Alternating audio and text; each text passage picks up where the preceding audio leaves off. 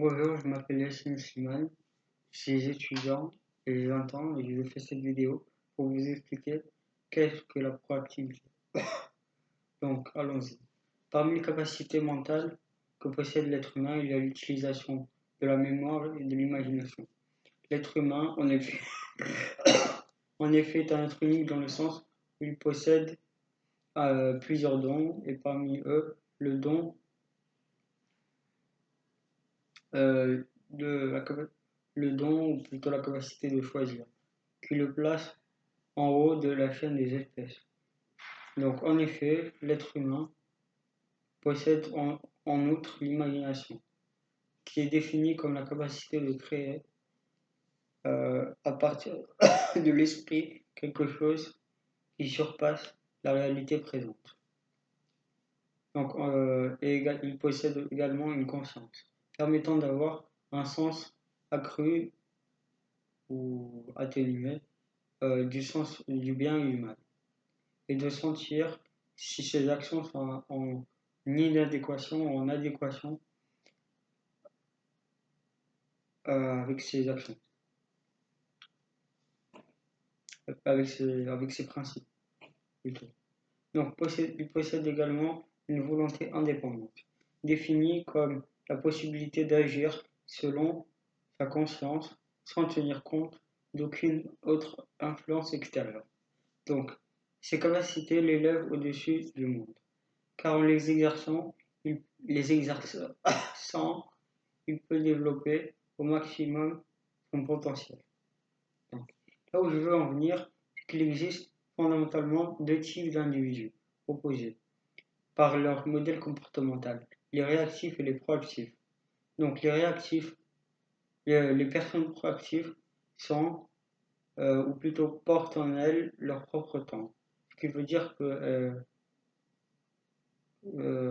elles sont en opposition aux personnes réactives, qui elles sont guidées par leurs sentiments et se font influencer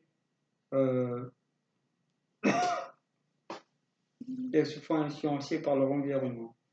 Donc, ce qui importe pour une personne proactive, c'est de produire du travail de qualité, quelles que soient les circonstances. Et donc, la faculté de subordonner une impulsion à une valeur constitue l'essence même de l'individu proactif. Qu'elle soit consciente ou non, ses choix reposent, le choix de l'individu proactif repose sur une réaction fondée sur des valeurs. Donc, la proactivité, pour autant, ne se limite pas à la simple définition qui est la prise d'initiative.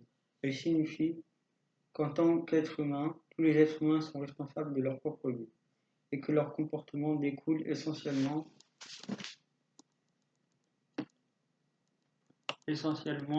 de leurs décisions et non de conditions. Donc, les individus proactifs possèdent l'initiative et la responsabilité de provoquer les choses. Donc, les individus réactifs, quant à eux, ont pris l'habitude d'expliquer leur misère ou leurs soucis par les circonstances ou le comportement d'autres personnes. L'individu proactif sait que la responsabilité repose sur ses actions et que si un individu attend d'être guidé, il sera effectivement guidé jusqu'à se retrouver là où il ne veut pas être. Donc la nature humaine pousse à agir et à laisser les choses agir sur soi. Ainsi, prendre des initiatives, des mesures, il faut appeler ça comme vous voulez, signifie que l'on peut provoquer des événements ou du moins créer les processus menant à ces événements. Donc, ces différents types d'individus se différencient notamment par la manière de s'exprimer. L'un relevant du déterminisme et l'autre de la conviction ardente de pouvoir toujours avoir une incidence sur les choses.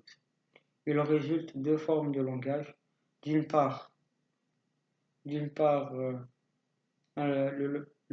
un langage réactif se basant sur un manque de responsabilité, et d'autre part, un langage proactif se basant sur la prise de responsabilité. Donc, le langage des réactifs se compose généralement des expressions suivantes. Je n'y peux rien, je ne sais pas, je suis comme je suis, qui selon moi est une excuse de fainéant. Ça me rend malade, parole d'une personne qui n'a pas expérimenté, mais qui est juste en train de voir. Ils ne me permettront pas. Réflexion basée sur une méconnaissance et surtout sur la peur. Je dois me demander l'autorisation. Toujours, il s'agit ici toujours d'un peu de peur, mêlé à un manque d'initiative. Je ne peux pas, défaitisme, là je pense que c'est une expression qui exprime un défaitisme prépondérant. Si seulement, avec les fameux si j'avais et si j'étais. Donc, le langage proactif, quant à lui, utilise des expressions telles que il est axé plutôt sur la recherche de solutions, les individus qui refutent l'idée d'impasse et d'inertie. Je peux aborder les contraintes. Une personne qui est proactive pense de cette manière. Je peux aborder les contraintes de manière différente. Il y a une recherche ici et un refus du fatalisme. Je contrôle mes sentiments. Le contrôle des sentiments est essentiel. Il permet d'éviter de paraître ahuri.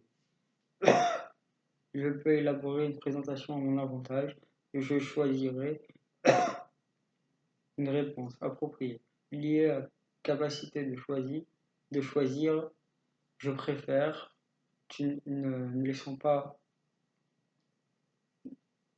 je choisis ou je ferai cela.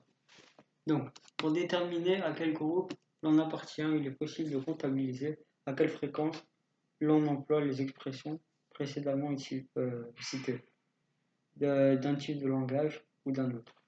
Pouvoir déterminer à quel groupe on appartient. Notamment les fameux si j'avais et si j'étais liés à des regrets.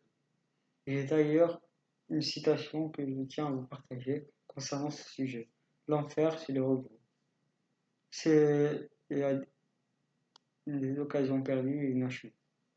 Donc, en conclusion, mis à part le langage et la façon d'aborder les responsabilités, il existe aussi les fréquences de vis-à-vis de ce que pensent les autres.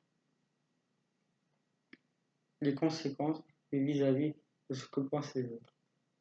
Ce qui différencie les personnes réactives et proactives, les individus réactifs aussi se soucient de ce que peuvent penser les autres d'elles et des conséquences sociales et artificielles qui peuvent exister. Et ce n'est pas le cas pour les personnes proactives.